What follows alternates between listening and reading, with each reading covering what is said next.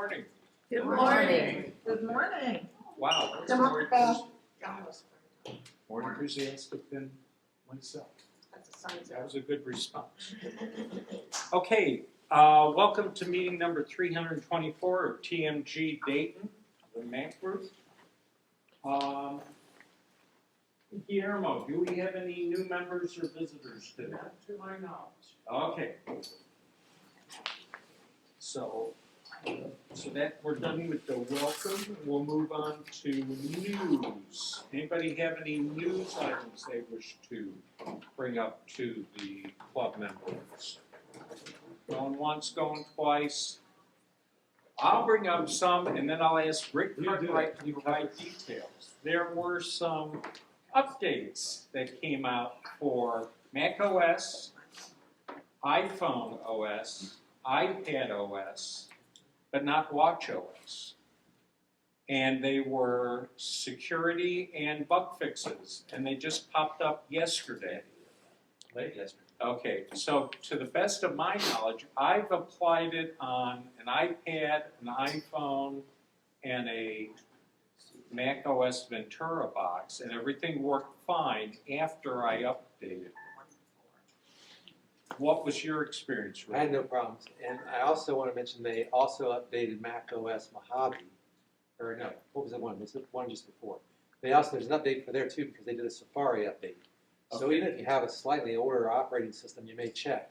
There may be an update, but it works smoothly. I didn't have any bugs, any issues. There's a Siri issue they fixed, some emoji issues they fixed, and then the security stuff. One of the things I noticed was that a very old iPhone that's running something prior to iOS 16 disconnected from iCloud and required me to re-authenticate to connect to iCloud. And it happened immediately after the update. So I'm thinking they were doing some stuff on the server side too. Kathy Toller, did you have any problems with the updates? No, sir. Okay, Kathy was okay. Mark, were you okay? Everything's fine. Okay, so looks like we're good to go for those updates. Yes, Bill Howe. The weather app is having problems, Big time. big time. Which was? The weather app. The weather app keeps not showing weather data. They I mean, should it have just just goes- kept, they should just kept dark sky and changed the name. Okay. It's been a real problem this week, all week long. Especially the weather map itself, Comes and goes. comes and goes, it doesn't load very well. Yeah, but that was before the Before the updates. updates, yeah, but I just want to let everybody know. They said yesterday they have resolved the problem, but I haven't done enough testing to say if they've really resolved the problem. But they've had problems all week. It's gone on for at least a Just week. checking my weather app. Yep, mine's working. Okay. Well, you know, when you buy somebody, you know, and you let people go, sometimes knowledge doesn't get transferred. It seems to work better on the iPhone than it does on the iPad. Okay, I agree. okay, Bill, I use AccuWeather, and I think it's very good. You might want to check that out. okay. I have a subscription, so it's a little higher level, but it works great. It has a lot of features. Very nice. Most days I use what a former coworker of mine at the Dayton Daily News, Skip Peterson, called AccuWindow, where you look out the window and see what. So And I said, well, that's fine, but what if you're incarcerated? I use Carrot Weather, and Okay. it's a subscription-based thing too. But at the lowest level, you can use it, and you can make it look just like dark sky used to look. I mean, you can make it look identical to dark sky just by making a few setting changes. Yeah. It's got a template, but it works really good, and it talks bad to you, so it calls me an idiot and all kinds of things. So I kind of like it. What's the Okay. name? What's It's your called name? dark. It's called Carrot. Carrot Weather. Carrot, as in the carrot? Instead of carrot. Okay. Carrot Weather. It's worth Okay. looking at. And you can make it look like dark skies front screen, which is kind of nice. And you can choose what weather service you want it to give you data. There's a list of options. And it's good. Okay, another item I hit, you done? Okay, anybody else have anything? Going once, going Well, twice? they announced the dates for WWDC if anybody cares. Oh, okay, And so the dates are out there. I think it's the 5th. I don't have it in front of me, but it's that week of the first week of June. okay.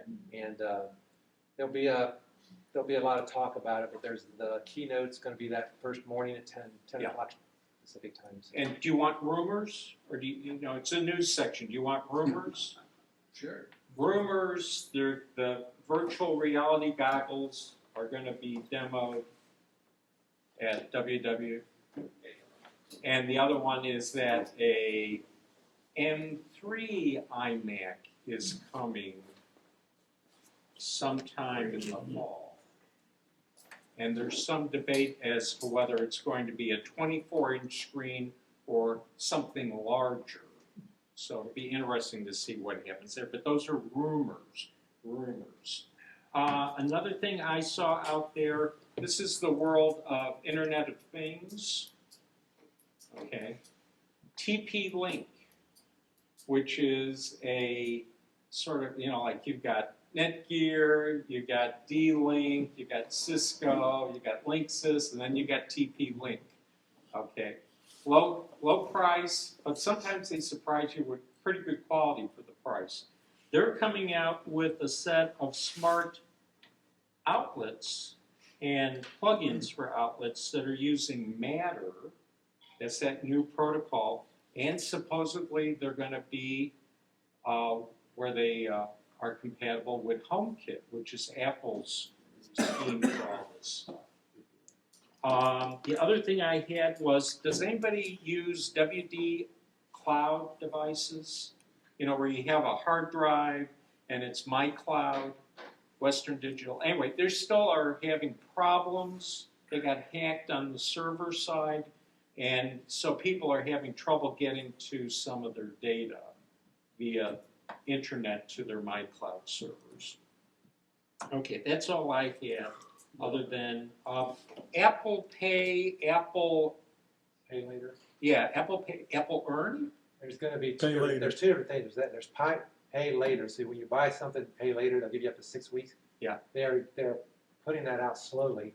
And the other one is there's going to be a savings account that can be part of Apple Cash. So your money that comes back to you as a rebate, you get 1 to 3%, can be put into a savings account. That's not out there yet. Yeah. One of the reasons why Apple sort of took a couple steps back is because, you may not have heard, but there was a little kerfuffle in the banking world there for a while. Yeah, okay. Yeah. Well, as soon as Apple had that news release about that, people are going like, oh, Apple's like a bank, and the stock went down about 10% for about 2 hours before Apple said, yeah, but we're not rolling it out yet. Okay, same thing. Yes? Back to the rumors, I don't know if you've read this or not, the Apple supposedly had a Bitcoin manifesto, Oh, the Mac OS. it's there. Okay, but the theory in all the conspiracy theories, it says that Steve Jobs was the Satoshi Nakamoto, the crypto inventor. They think that's who started the whole thing. Wow. I did know Steve Jobs. His math skills were not up to doing the sort of stuff that would be required. While I don't think he's the inventor of Bitcoin, I'm pretty sure he knew the inventor of Bitcoin, and it was not one person but a team. Okay. And the guy, the wannabe in England who says he's the one who did all this stuff, is suing Apple for copyright infringement because a copy of that original Bitcoin paper, which was published and released to the world, and it was, what they call common copyright, as opposed to a copyright. It's anyway, but it's released with no copyright on it. Anyway, he's suing Apple for copyright infringement. It'll be interesting to see if that comes to court, because he's going to have to prove he's the author, and he hasn't been able to do that. If you publish this copyright free, then anybody can use it. Yeah, but I would remind you, if you have deep pockets, That's what The lawyers don't care. I gotta be careful. I'm gonna just stop there because I don't wanna seg into anything else in the world in terms of the judicial system and politics and that. So I'm not going. Okay, but that's it. Anybody else have anything they want to add, share? Okay, cool. I'm gonna say we're done with the news. Dan, are you ready to do a HomeKit minute? Yes, sir. Okay. I'm gonna, real quick. Well, on the rumor side, I've heard that the military is experimenting with using omega-3 capsules as live fire bullets. Omega-3 oil? Yeah, so the benefits would be that if anybody actually gets hit, Yeah. it would be a superficial oil wound. Okay. So, must be some pretty tough joke cats. I'm not sure. I think we have a prohibition on gag jokes too at meetings, but I could be wrong. Okay, you logged in? Yeah, you're good. Cool. all right, so a couple of months ago, I talked about Matter, Bill mentioned Matter. That's the new protocol that the International Consortium is touting. And so out in the HomeKit world, you've got all your different devices, but there's a whole nother world called Zigbee. It's another protocol that I think was established by Texas Instruments. And for the longest time, you could use Zigbee devices, but it's not directly compatible with HomeKit. And there's literally hundreds of different products out there that are extremely unique in their application. You've got your typical switches and outlets and things like that. But there's a dozen different manufacturers that make these devices, but they've been sort of on the peripheral because they weren't directly compatible with anybody else, and that includes Google or Alexa. You always had to have a separate hub. You had to have a separate hub that would interface between HomeKit and any Zigbee device, and that hub was not necessarily that reliable. Well, with the publishing of Matter, this separate sort of parallel universe is now somewhat open to HomeKit users by the addition of a new type of hub that is directly compatible and can, as you can see here, it's HomeKit compatible, and also, so instead of the manufacturer revamping all of their different devices, they've just simply revamped their hubs to become compatible with Apple HomeKit. So it simplifies their adaptation and getting more customers. And this particular brand is by Akara, and they're available on Amazon for about $65. And I'm not going to go into all the different devices that are available through the Zigbee app, but let's just say that it's a somewhat niche market in some of them. The one that I kind of like is, I think it's called SwitchBot, and it's not a smart switch, but it's a box, and it has this little lever on it that just pivots, and so you could set it up with any device that needs a button press and have it remote control.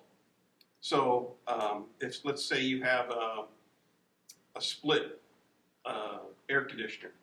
You've got the wall-mounted type, and there's a button on it that isn't necessary. You might have a remote control, but you don't have any direct control to your HomeKit, and so you can't control it thermostatically. You can't have it come on at certain times of the day. You could put one of these little smart bots on there, and you could tell it, okay, turn the air conditioning on, and the little sensor would come down and press the power button on your device. So just thought I'd throw that out there. So if anybody has time to take a look at some of these other Zigbee devices, you can. 2 questions. Sure. Go ahead. One, the Akira, how do you pronounce it? Akara. Akara hub. Is that a wall mount, or is that thing just plugged into an electric outlet? It goes directly into your outlet. Okay, I wanted to make sure that it wasn't something that you have to wire in. No, that's one of the benefits, is that it doesn't have to be directly attached to your Okay. Wi-Fi Second router. question, the smart finger you were talking about Yeah, that's switch button. Zigbee, if it turns on, can it also turn off? That's part of the problem. Okay, But okay, like I said, it's a niche product. okay. So, any questions? If you have Seeing a none. rocker switch, Bill, you'd have 2 of them. Yeah, but if it's a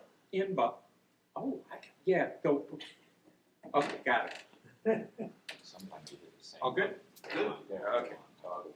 So what we're doing here is we have a 3rd generation Apple TV, and he's airplaying to it when we want to do that, and the rest of the time we're hardwired into the projector.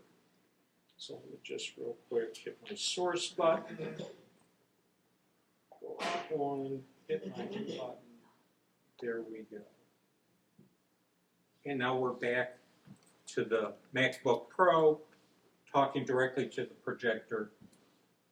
Only drawback with us doing it that way is the MacBook Pro is running Zoom, and it's sharing its screen over Zoom. So when we switch like that, the folks on Zoom can't see the IoT, Internet of Things presentation, because it's doing it through the other device. But we're thinking about ways of coming up with a solution for that. Okay, so HomeKit Minute, freebies wanted for sale. I noticed Dan put some freebies on. Tell us what they are. The box is my old Favaro motion sensor, motion and light Oh, the little sensor. eyeball? Yes. Okay, And then the other is my old MyQ interface for a garage door opener. okay, that is sort of works or sort of doesn't? As far as I know, it works. Okay. And so your wife made to get rid of that little eyeball that was stuck to the... No, it's just it's only compatible with older OS. So. Okay, I got you. Okay, so 2 Internet of Things on the table, if you're interested. Does anybody have anything they're looking for right now? Going once, going twice. Okay, does anybody have stuff at home that they think they ought to bring to the freebie table? Okay. It's okay to do that. All right. Just a reminder, one of the services, additional services the club provides, Bill Muir just took advantage of it. He just brought in a older computer that he doesn't want anymore. And so I'm going to decommission that for him, and then it either goes to a home or it goes to the recycle. But it gets properly recycled, properly decommissioned. Your tax returns will be saved. Yeah, they go into my archive. Then I sell that info on the dark web. The other thing was something that Chuck Stiver took advantage of today. He brought in some used inkjet printer cartridges. So we also get those recycled. So, and what's the third one? Can't remember what the third one was. So we'll just move on. Okay, so we did freebies wanted for sale, last call, anybody else? For sale. Freebies For wanted? sale, I've got this the 2011 Mac Mini, 500 gigabyte hard drive, Core i7 processor, $75. Okay. Anything else? Anybody else going once, going twice? You have nothing else on the table you're selling today? Okay. All right, moving right along. Help desk. Help desk. We'll start back row next to Mark. Kathy. Just a question. When I fire up my iPad, it keeps asking me to put in my passcode in so I can access iCloud. Is that something new? Because I've never had to do that before. Did you just update it? Not the latest one I have it, but the Okay. one previously. It'll do that. You don't do that? It will do that. Yeah. I get, my iPad has to do that. Just update your iCloud, and what they want you to do is sign in with your password, and then it all goes away. But it keeps coming back up. Oh, are you actually signing in? And You're signing in, it says to access iCloud, you have to put in your code again. So I end up doing that at least once a week, if not twice a week. Is this the passcode? For the You know, iPad 4 or or 6 for digit number, iCloud? or is this the This is for the iCloud? iPad. Oh, for the iPad. Yeah. No, you don't have it with me. You have it with me. Pardon? You have it with me. It's normal for it to ask sometimes because it can't permanently stay in that state. The secure enclave requires unlocking every now and then. Otherwise, you could inject attacks around it. So it prompts you every now and then. The question is it a nominal amount or not? And so, Weekly you would know, be too much. It's weekly. yeah, that's not too That's not much. right. It does that. There are certain attacks. So it's like a chicken and egg syndrome. Like everybody uses, and a lot of people use keychain, right? Yep. Like to store stuff. Well, keychain, it's a chicken and egg kind of thing where in order for keychain to work, it has to know you're you. And it knows you're you by an on-device chip that actually is secure and local. And that chip needs your passcode to get in because otherwise that could be a form of an attack. So when it gets itself in a state, it has to have that code because it means the secure enclave has basically locked itself out. So But she call me this week sometime. We can Yeah. walk through it. Send me it the depends memo. on if it's onerous or not. I get it I get it periodically. I never get it. Interesting. I Do you do you let your devices go to sleep primarily, or do you turn them off? let it go to sleep with. Because if you turn them off, every boot it has to request It it. booted has to, but I do Yeah. that. I don't do that very often. Maybe a couple times a week. But give me an email and we'll set it. Okay. Can you set your iPad up with, like your fingerprint? I don't know, I haven't tried that. That would, yeah, Set maybe that that's up, part and of you it just too. have to touch the little home button, we'll and figure it out. away you Yeah. go. Oh, fair enough, okay. I'm gonna throw in one other thing.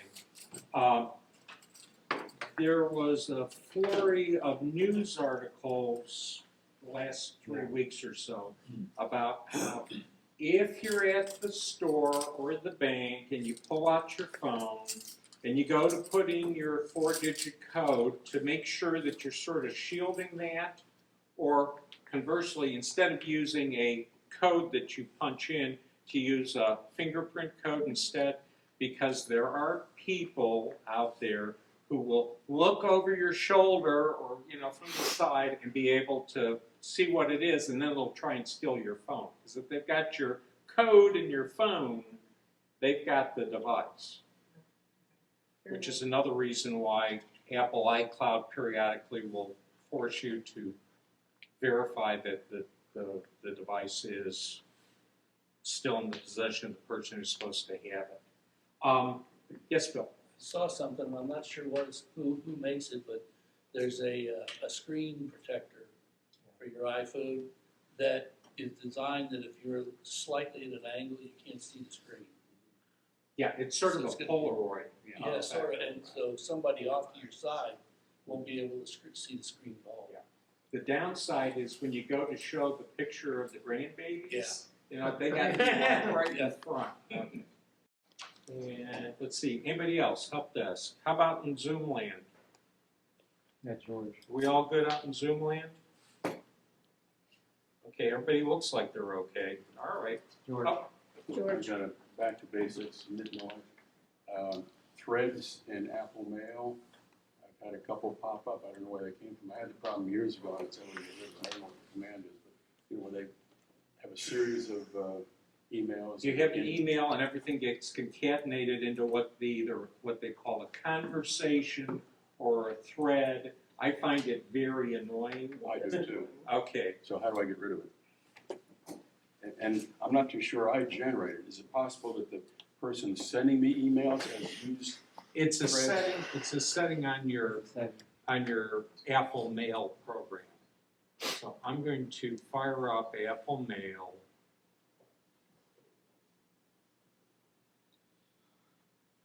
And I'm going to go to Mail, and then I'm going to go to Preferences, and I'm running High Sierra here, so this is a slightly older version. Mojave, much older.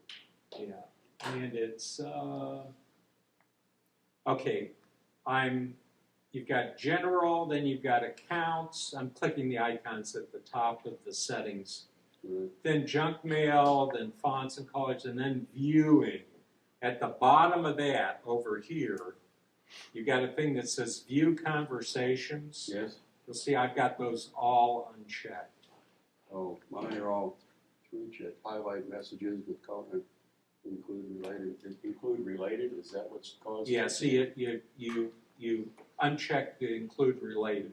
If I do that, will it just break the messages? Yeah, up? then they just show up as individual messages. Okay.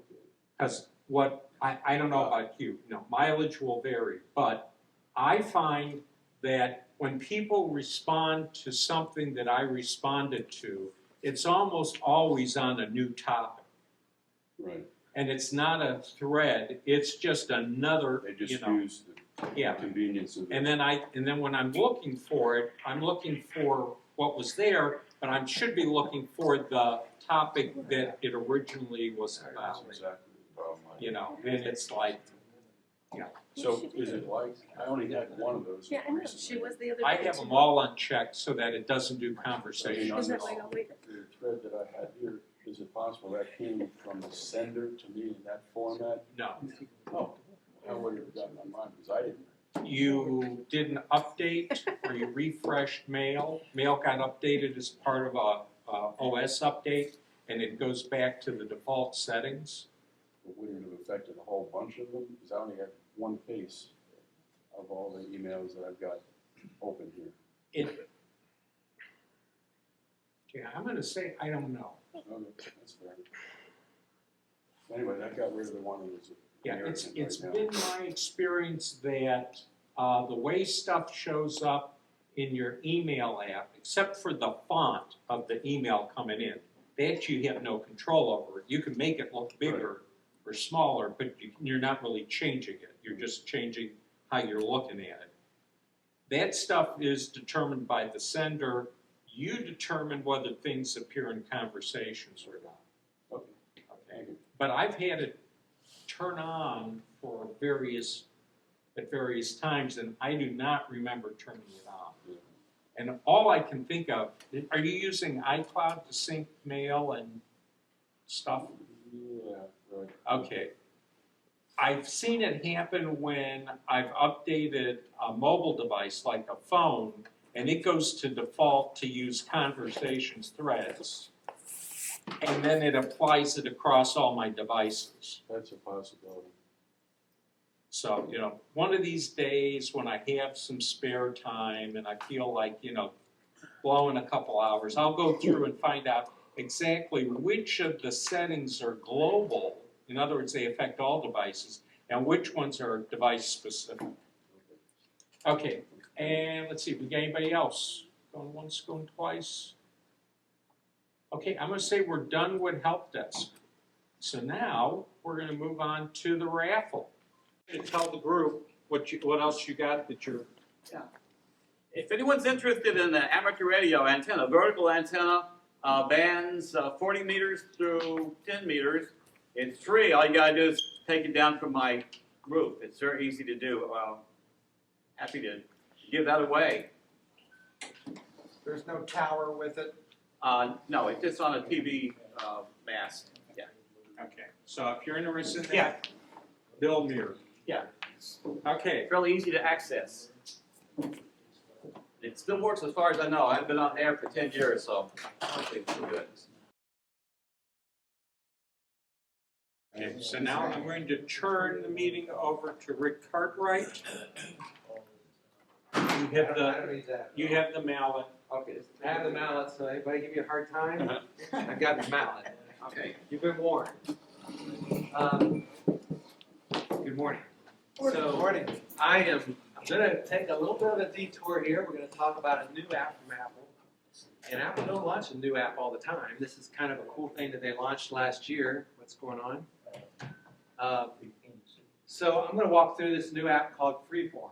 I'm going to talk about some of the things it can do. I'm not gonna cover everything it can do.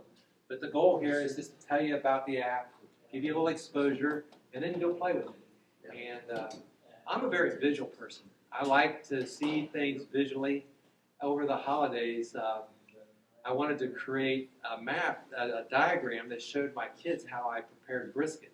So I used Freeform to create this little road map that showed you how I do prepare brisket. And so I find it useful to do things that are very visual.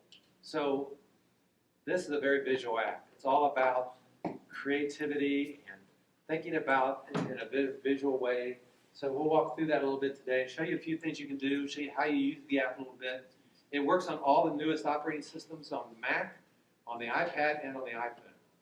So what I'm going to describe is primarily on the iPad and the Mac, but it works the same on the iPhone. You can draw and do things like this on, there's the same interface. It's just the stuff's located a little different. So all the visuals I show here from the Mac or the iPad, they look the same. All right, any questions before we get started? This is what the icon looks like if you want to find it on your phone.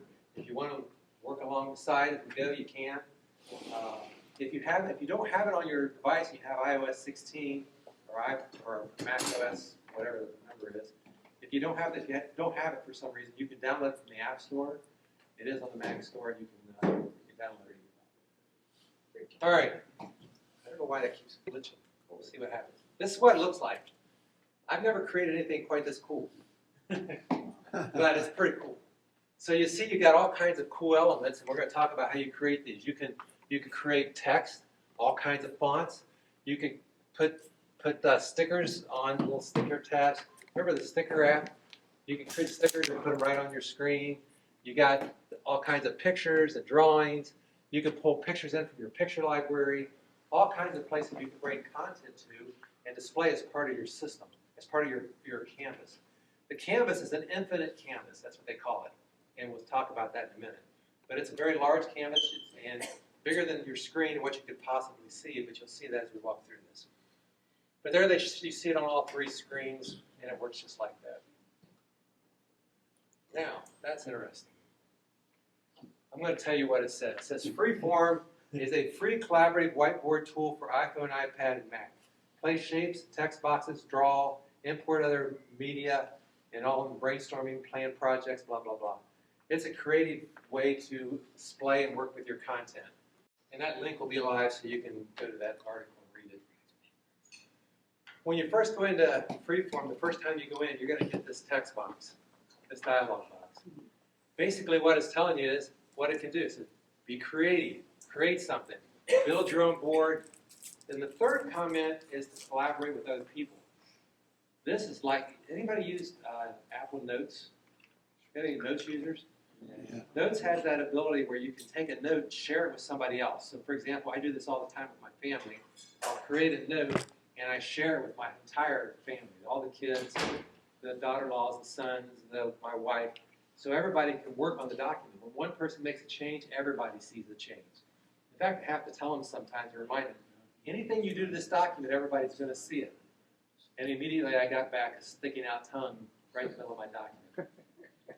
So this is the same way. You collaborate with other people. In fact, this looks a lot like the Notes app when you first get into it and look at some of the things it can do. It's very much like that. If you use Notes, you're going to feel quite comfortable with this. The next thing you're going to get is this dialog box. Enable iCloud syncing. Now, why would you want that? This, like Notes, has the ability to share your board, your creation, with other devices that are registered to you. So, for example, I have an iPad, I have an iPhone, and I have a Mac. They all can see and use this app. If I turn iCloud syncing on, then when I walk over to my Mac, I can edit the same board as when I walk over to my iPhone, as when I'm on my iPad. I can see and share that across devices. If you don't want to use this, you don't have to. You can strictly keep your board right on the device you're working on. But if you have multiple devices and you like to work on all those devices, you can turn it on. You go to System Settings, and at the bottom of the iCloud settings is Freeform. You turn that on or off if you want to share across devices. All right? That makes sense? So that's all that's about. And again, you can work just on your device that you're using, not share it across any devices. You don't have to use iCloud, but this is what it does. It allows you to share across devices. Any questions about that? I don't want to buzz through something too fast. So once you log in, this is what you're going to see. You're going to see you can't see it because of the coloring, but there's a canvas behind this. You're not going to see yet, but you see your current boards. I have two boards. I have my brisket board, and this is something I was just playing with. All the other stuff I did away. All boards, recent, shared boards, something I'm working with somebody else on. My favorites, if you mark something as a favorite, you can see it inside this folder. And recent deleted. So if you delete a board, it'll be in the recently deleted for 30 to 45 days, I think they say. So those are your screen. This is the dashboard. This is where all your stuff's going to be located. So if you have lots of them, I could have 30 or 40. They would all show up here. Now what it doesn't do nested folders.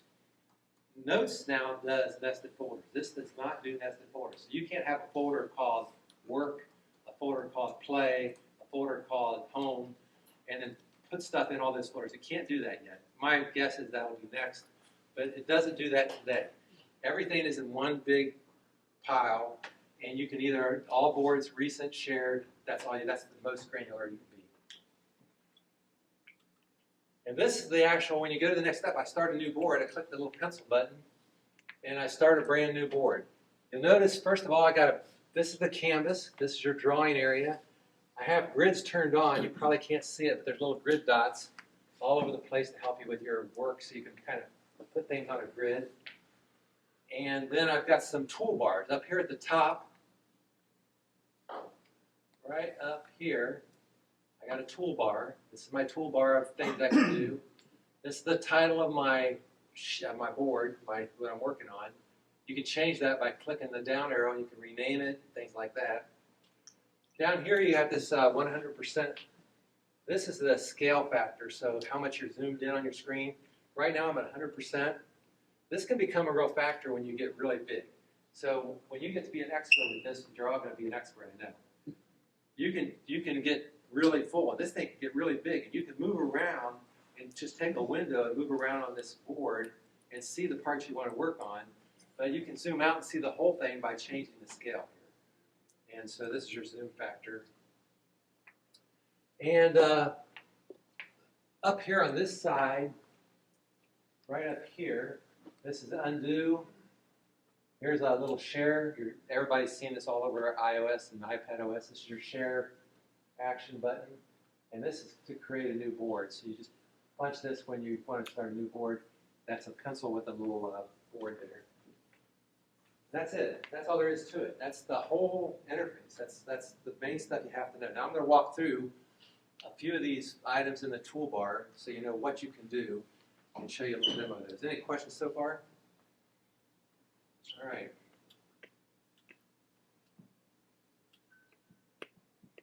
My clicker's been acting funny today too. Okay. The first thing we're going to talk about is right here. This is shapes. Shapes. Shapes is exactly what it sounds like. Objects of all kinds. There are hundreds of these things. I don't know how many there are. I've tried to find a number. There are shapes for everything you can imagine. It is pretty creative how they do this. Okay, sorry, I keep getting pretty. There are shapes of people, shapes of circles, squares, all kinds of shapes. I'll just show you a couple things here.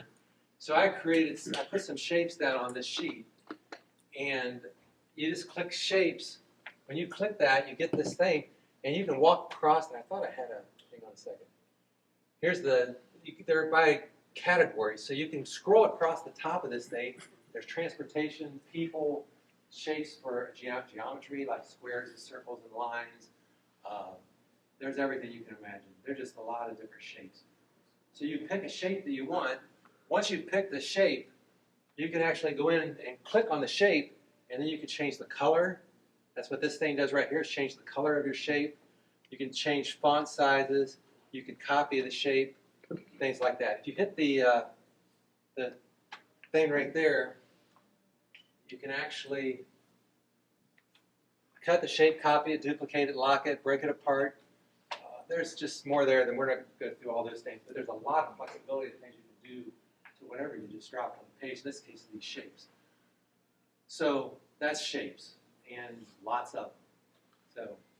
So someday I just want to sit down and go through them because there's some really interesting shapes in there that I'm kind of curious as to why they're even there. Rick, Yes. just, you may not know this, but if you put up, you go to the simple shapes and you select something like a polygon. Yes. If you put your finger on it and you go in a clockwise motion, it'll increase or decrease the number of points on the shape. That's pretty wild. There's all kinds of little hidden things. I've seen a dozen of these things where little cool things you can do. So just play it. There's just a lot of really cool stuff there. All right, so that's shapes.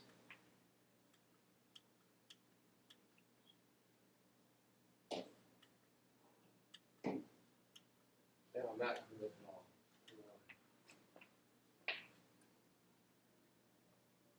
That's weird. Okay. The next one is pictures, scans, and documents. That's the little icon. I guess I didn't put that picture in here. But it's the one right here. So now what we can do is we can actually pull in not just shapes, but we can pull things in like pictures from our picture library. If we've got a photo we want to put on the screen, we can take that photo and bring it right in. We can also bring in documents from the Files app, so you can open your files and find a file that you want to put in here, and you can put anything down here you want. Pictures, graphics, just the world is your thing. You can put about anything you want. So if I wanted to, for example, I could drop this picture of this duck, put it right on the screen. I didn't put any pictures down on the demo unit here, but you get the idea. So you can pull that stuff in. You might want to pull in something from a different format, like a PDF document. You can pull a PDF document and put that on the screen. Or you can pull in not just a picture. It doesn't have to be a JPEG or one of those type of things. There's a lot of different things you can pull in. Video. The next one, yeah. Video also, maybe that defeats the purpose, but video, if you want to bring that in. I don't think you can pull a video in. I've not had any luck trying to pull a video in. You probably would get a shot of something from it. I'll have to try that. I didn't try to pull a video in, but I don't think you can. It doesn't say you can. It only says pictures. The next one is stickies. I have, ever since my first Mac, I always had this thing about stickies. I love little stickies that I could put on my screen. And over the years, I've played with different things to do stickies. This is the sticky button. If you pick a sticky button, then you can add a sticky note. And it just plops it down there. You can change the color of the sticky note. So you can change what it looks like. You can put some text on the note, that type of thing. You remember that first screen I showed? They showed sticky notes over in the corner. There was a whole bunch of sticky notes. So this is something you would use to help remind you of something you need to do or whatever. But it's only on this whiteboard. Yeah. It's not outside of the Mac. It's not being sent anywhere else. This is just inside the board. Is that a video running through the? You pulled a video in. It worked. That's pretty wild. I didn't know you could do that. Yeah, videos work too. That's why I didn't try videos, I guess. I don't know. I guess I can see where you might want to do that if you're going to present off of this thing. You can present some really cool presentations off of this. I mean, think about it. You got a presentation running, and you just move your way around the screen, show various parts of the screen, and then maybe you just pop right into the video part of it and start a video. So that could be pretty cool. Thanks. That's good. Next one's text boxes. This is pretty old-fashioned way to do it. You've used this mechanism many, many times in the past. You click the little text, you click the button right there, and the next thing you know, you you get a text box right in the middle of the screen, and you can add text. You can go in and change the font. If you click the, you change the size of the font, you can actually change the font and cut, paste, and all the normal stuff you would do. So there's nothing new there. This is something you've done before in some other app, I'm sure. But that's all there is to it. You want to include a lot of text, but you don't want it to take up a lot of space. Can you have a scroll? No, there's no scrolling function. That I do know. There's no scrolling function. But, you know,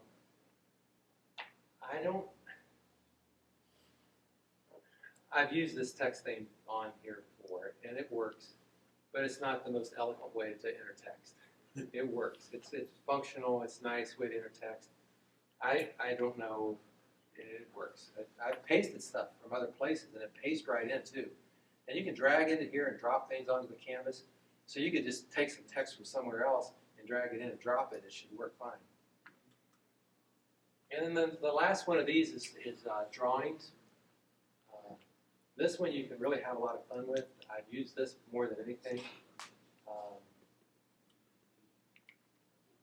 I don't know why I think it's working so slow. So you click the drawing thing, then you get several different pencils. So you get pencils and markers that you can use, a crayon.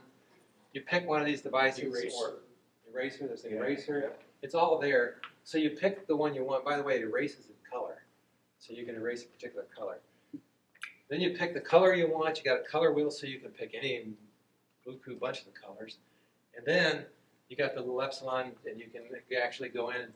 This is an important one on the iPad that I wanted to point out specifically. If you want to draw with your finger instead of with the pencil, you actually have to tell it draw with finger. You have to turn that on. So the first time I was using this, I remember I was trying to draw something on the screen. I didn't have my pencil with me. So I wanted to just draw it out with my finger, and it wouldn't work. I couldn't figure out, why won't this thing draw with my finger? And I clicked that just to look, to see it. Sure enough, there's a setting, draw with finger. And you have to tell it that. You have to literally turn that feature on the iPad to use it. So if you use an iPad and you're going to draw with your finger, there it is. Turn that on. Auto minimize, pencil settings. There's some pencil settings. That'll take you into the settings app where you actually configure your pencil. We're not going to do that here today. That's all of the functions of this thing. We moved through that really fast. It's going to be a fast Easter. Yeah. Guess what this app is used for at McDonald's? I have no idea. They do it for menu screen mock-ups. Oh, yeah. They have the individual pictures, and then they play with the fonts to see what's the most visible. Yeah. And then they put it out as they share it out to the team, and you're supposed to pick which one looks, that works the best. And I was going like, my thought was there are no real-world applications for Freeform, and boy, was I wrong. There are people that use this. I find it really powerful. I've used it a few times for things around the house and for home and with the family. Well, like what? Like for drawing out like the thing with my brisket. I have a very specific way I prepare brisket, and I needed to involve a couple people. I needed to involve one of my sons was going to smoke the brisket, and I sous vide it. So there was a whole bunch of things that had to fit a nice, very specific timeline to make all this work. He was going to pick up, I had to get it out to thaw at a certain time, and I knew how long it was going to take to thaw. This is really crazy. So I knew how long it was going to take to thaw. I had that plotted out on the timeline. Then once I got it out and got it thawed, then it was going to have to go to my son's. He was going to smoke it, because I wasn't going to smoke it. He was going to smoke it, and I knew how long he was going to have it in the smoker, and then I had to pick it up at a certain time to get it back. This was all mapped out on Freeform. And it was kind of crazy, but it worked. And now I've got it for posterity to look at more. What can I say? Oh, what formats can you export it into? I have you can export it to different places, but I think it's PDF. I don't think there's anything else fancy. It's mostly like PDFs or to other people in their format. So theoretically, you could put together a presentation in Freeform, output it as a PDF, and tell it how to splice it up so that they're individual screens. You got Yeah, I think it'd be fun though to present right inside of the group. Yeah, right inside of here, because you can just move around the screen.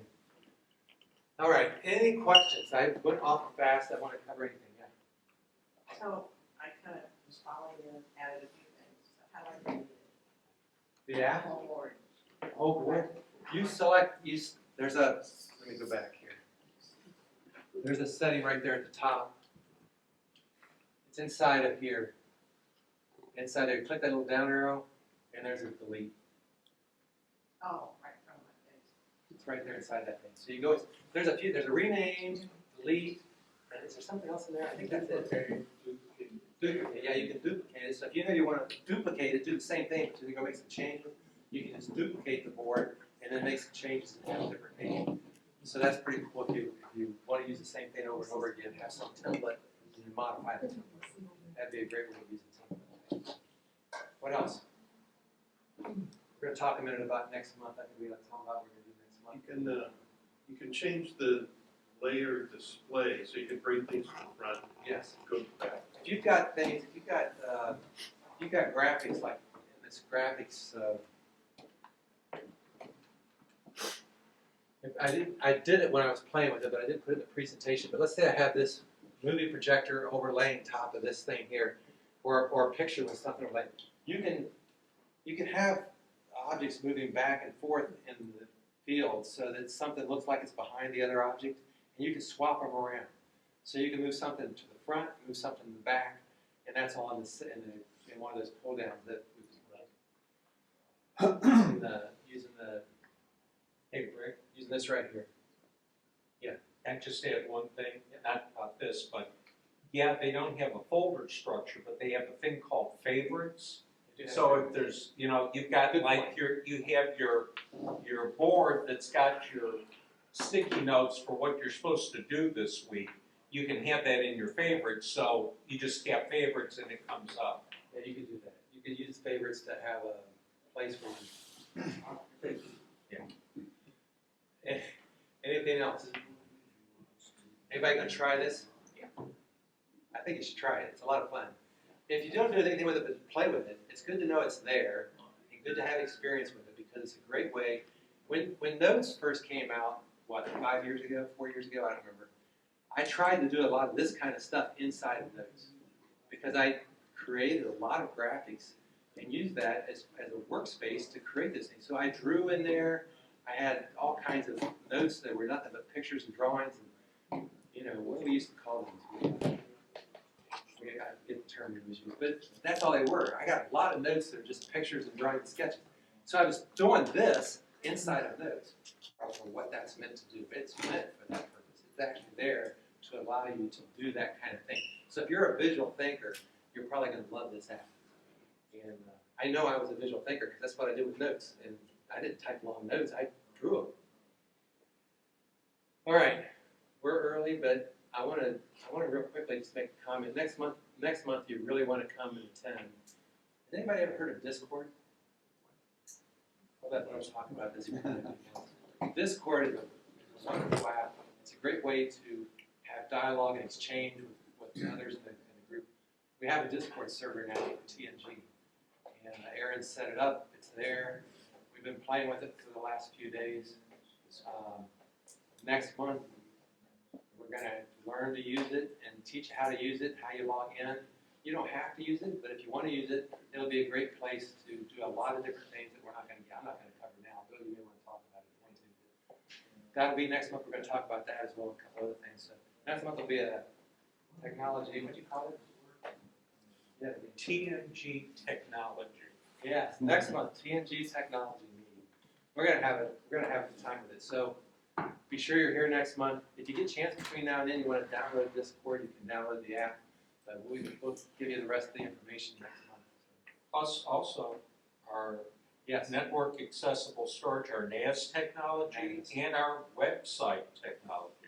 So it's going to be, laying it all out for you, what we've got available, and getting your ideas on how we can use it to make your lives better. That'll be next month. So be sure to plan to attend. Next month is May. So we're almost to summer break. We got We got May and then we got June. Anything else anybody wants to talk about? Otherwise, I'm gonna shut this down early and give you a happy Easter.